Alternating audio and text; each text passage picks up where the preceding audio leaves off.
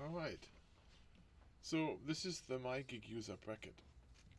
You can put two cameras together, the Osmo Action and the GoPro, and when you see the center of those lenses, the DJI Osmo Action is a little higher up than the Osmo, so that's why it needs to be mounted a little higher.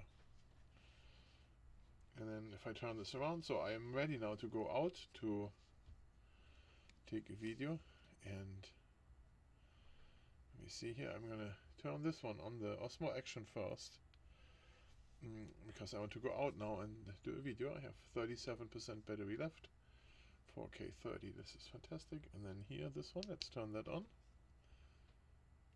and what do we see? Nothing happens.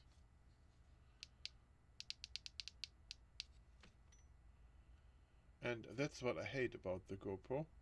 You have this, I have this so often that it just doesn't turn on, and who knows why it doesn't turn on. Let's try the record button. See if that does anything.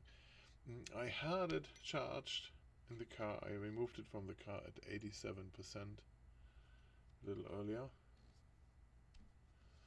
And there I have this. So, yeah, what do you do with this? Look at this. Let's take this battery out for a second. Ouch. Come on. Here, it's a regular GoPro battery. Plug this back in. Turn it on.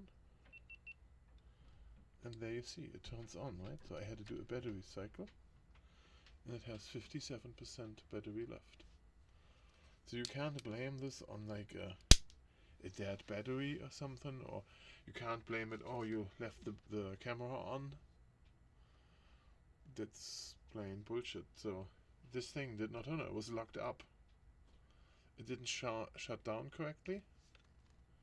And when I needed it, it didn't work. I have to take it out, remove the battery. So that's what I don't like about the GoPro. This is a Hero 7.